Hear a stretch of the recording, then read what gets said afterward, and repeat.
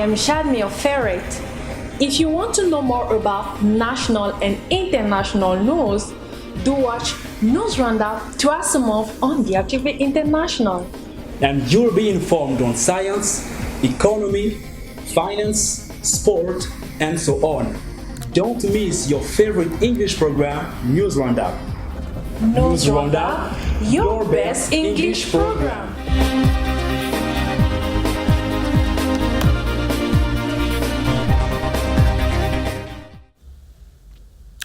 Hello, good evening or good morning, wherever you are. You're watching this program, News Roundup, on DRTV International. Of course, today is an exception. We start with news from United States of America, where the United States President Joe Biden remarks at the United Nations General Assembly focused on climate change and, of course, related issues. Watch these reports and know more about the issue. In his first address to the United Nations General Assembly, U.S. President Joe Biden declared his administration ready to help the world tackle global challenges. Ending this pandemic, addressing the climate crisis, managing the shifts in global power dynamics, shaping the rules of the world on vital issues like trade, cyber, and emerging technologies, and facing the threat of terrorism as it stands today. Recognizing rising U.S. tensions with China and Russia, Biden said major powers must manage relationships and avoid conflict. The United States is ready to work with any nation that steps up and pursues peaceful resolution to shared challenges, even if we have intense disagreements in other areas, because we'll all suffer the consequences of our failure. Tensions between France and the United States, of course, has been lifted. So both President Joe Biden of the United States of America and Emmanuel Macron from France have talked on the phone earlier this week. Take a look on this report. But on the diplomatic front, Biden is already dealing with French anger over the recent U.S. and U.K. announcement to provide nuclear-powered submarines to Australia, which scuttled President Emmanuel Macron's conventional submarine deal. While freight relations need to be repaired, analysts say it's unlikely to have long-term impact. Let's move on to sports. Of course, in Brazzaville Football League season was closed at the same time. Officials have proceeded to reward certificates to some Brazzaville football club that did well during this season. Our reporter, Jadmire, was there, and here is her report. 2020 to 2021 sport year were quite difficult, of course, but some Brazzaville football clubs did play very well and they were selected and rewarded by Brazzaville Football League. The president of the league expressed his satisfaction. So selected football clubs have received diploma and cash from Brazzaville Football League officials. So best player from Étoile Junior Football Club and a team called Gazon Vert received trophy and money from the Congolese Federation of Football chairperson. The best goals maker is from Bila Sport Football Club. On the world, 395 goals were registered. Rewarded clubs have been very happy and they have celebrated the victory and getting ready for the upcoming football matches. The Minister of Social Affairs and Humanitarian Action, Irene Marie-Cécile Mbuku-Kimbasa, received in audience the two United Nations institutions representative to Congo-Brazzaville, the one of UNESCO and the one of UNICEF. Reports. The first one to be received by the Minister of Social Affairs and Humanitarian Actions, Marie-Cécile Mbuku-Kimbasa, was the representative of UNICEF to Congo-Brazzaville. Both have talked about cooperation between UNICEF and the Ministry of Social Affairs and Humanitarian Actions and looking forward new perspectives in the framework of bilateral cooperation. Taking the floor, UNICEF representative stressed on cooperation between institutions, mainly in the social protection area, combat against sexual abuse, gender equality, children protection, access to education, and of course, basic needs. Concerning UNESCO, they have put a particular action on Congolese education system. UNICEF's mission is to meet worldwide children's needs so they can remain stronger. As far as UNESCO is concerned, Brazzaville Bureau is led by Madame Marega Fatoumata, dealing with education, science, culture, communication, and information. Let's talk about International Peace Day. So each and single year, the United Nations celebrates the International Day for Peace, in which the United Nations Secretary General Antonio Guterres has to deliver a peace message where needed. This year, theme is let's get together for a sustainable world. International Day of Peace is celebrated around the world on September 21st. Dick Ansala, our reporter, was there, and here is his report. The International Day of Peace, or World Peace Day, celebrated annually on September the 21st, is devoted to strengthening the ideas of peace, both within and among all nations and peoples. At a time where war and violence often monopolize our news cycles, the International Day of Peace is an inspiring reminder of what we can create together: peace. The history of International Day of Peace reveals that in 1981, the United Nations General Assembly declared the third Tuesday of September as International Day of Peace. This day coincided with the opening day of the annual sessions of the General Assembly. Therefore, the purpose of the day was and still remains to strengthen the ideas of peace around the world. 2 decades after establishing this day of observance in 2001, the Assembly moved the day to be observed annually on September the 21st. So, beginning in 2002, September the 21st marks not only a time to discuss how to promote and maintain peace among all peoples, but also a 24-hour period of global ceasefire and non-violence for groups in active combat. Peace is possible. Throughout history, most societies have lived in peace most of the time. Today, we are much less likely to die in a war than our parents or grandparents.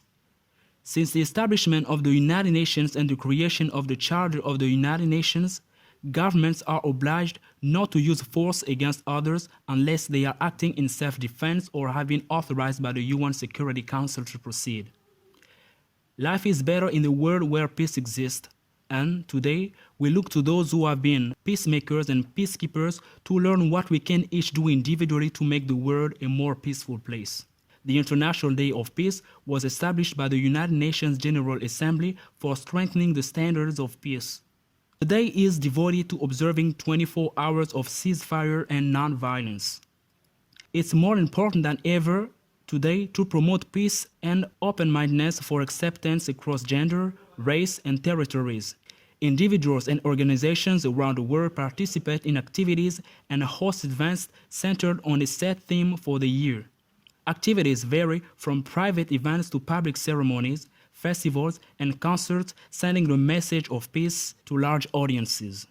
Educational institutes also take the lead, arranging art exhibitions and lessons for students to discuss how different cultures celebrate peace and to learn how conflict and wars in history so that mistakes are not repeated. On an individual level, people take part in activities like planting trees or setting caged animals free, as every little act helps in spreading the message of peace and love. So let's be together. The minister in charge of primary and secondary education received in audience the German ambassador in Congo and UNICEF representative, of course, in Congo-Brazzaville. They have talked first on Congolese teachers to be trained in German languages. And of course, the education was the key issue with UNICEF representative. Have a look. Training Congolese teachers German language was the main topic discussed between the Minister of Primary, Secondary Education and Literacy, Jean-Luc Moutou, and German Ambassador posted to Congo, along with Madame Mbara, Director of Germany's Training Center located in Cameroon. She declares that the program is aiming to teach German in high school as it used to be. So they are here in Brazzaville to tie relation, then sign an agreement. Concerning talks between the minister and the UNICEF representative, both officials wish to boost education's budget up to 20% annually. Meanwhile, education is the process of facilitating learning or the acquisition of knowledge, skills, values, moral beliefs, and habits, including teaching and training. The Minister of Technical and Vocational Education of Congo-Brazzaville, Mr. Ghislain Thierry Mangasa Ebome, had talks with Karen Clark, the coordinator of Human Development in Central Africa Republic sub-region. They have also talked about the project of human capacity building employment. Dick Ansala has the report. Along with the World Bank representative Kumuturu Watara, talks between the Minister of Technical and Vocational Education and the representative of Human Capital in Central African sub-region based on social and economic projects, mainly human capital and the development of human resources. Taking the floor, Karen Claire stressed about her presence in Brazzaville that is in connection with the government policy on human capital development, social activities playing key role for the development of the country. So, we don't always focus on wealth, but she strongly believes in human capital development where a government should invest more. It also focuses on professional information as well as health, education, and so on. The project will help and assist many vulnerable people, but for sure, young people should think about their upcoming days for a better future. The Congolese Prime Minister and Head of Government, Anatole Makosso, held last Saturday a press conference on September 18 in which he has to answer the journalist questions on the difficulties in water supply and access to electricity in Brazzaville. Anatole Makosso, whose mission is not easy, also talked on obtaining passports, the soaring food prices, as well as the recent business trip to France in Paris. Take a look on this report. So the Republic of Congo is going through financial crisis where the public spending must be controlled daily in one hand. But on the other hand, most ministers are constantly on a mission inside the country or abroad. So the cash flow of public companies as well as the public administrations under the supervision of certain ministries is constantly spent. While the Prime Minister Anatole Makosso, at the head of the large delegation, recently visited Paris in France, he also made the appointment of 3 high commissioners, all former ministers, who will add to the long list of his collaborators. So many things that contribute to the public finance spendings. Talking about his stay in France, mainly on the appointments of the high commissioners who come to burden the operating budget of the Prime Minister. We had 2 others, one of the economic and others on the post-school in the city center of Brazzaville, which would have been sold, says social networks at the time when Makosso was the Minister of Primary Education and Secondary School. Water supply and access to electricity, fight against the high cost of living, resumption, getting passports, but the Prime Minister promised to do something soon and very soon, but let people in sore expectation. It was well done, but all the same, to Colonel Makosso, the Prime Minister, of course, for this first round with the national and international press. He therefore announces that there will be press conferences regularly. The head of government, Anatole Makosso, presented himself for the questions and answer exercises before several ministers responding to a question on the soaring food prices. The Prime Minister recalled that this problem was addressed during the government seminar or workshop. We are now feeling the impacts of the shutdown of operations around the world during the COVID-19. According to him, these are the tougher measures that importers were certainly not complying, which led the central bank to freeze transfers from some importers. The moment there is a delay in the importation of products, there is a scarcity of products. It is the law of trade.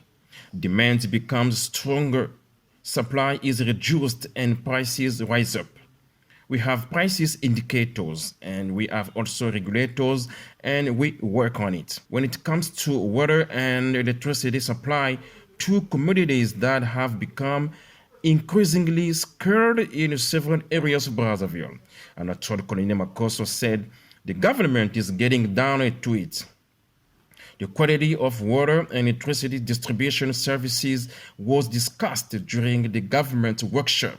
He one more time added, "You might expect that after 3 months we would have electricity everywhere all the time as we were using nuclear power. It is not yet in that way.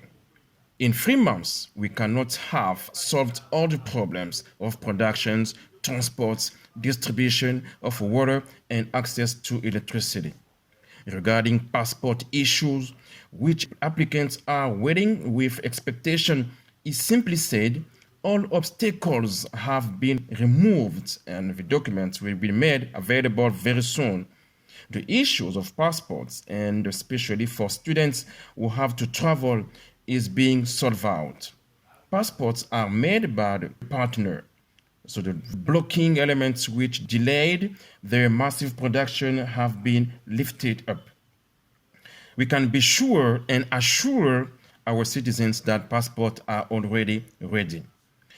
As for the declaration of these assets of persons appointed or elected to high state positions, Anatole Konini said his government is committed to apply Article 55 of the Constitution. We have been assisted by the Supreme Court. Be reassured that it is a commitment of the government. It is also constitutional. France's business trip was the key issue of the press conference. He said it had specific objectives, including business diplomacy and the economy. He thinks that the objectives have been achieved.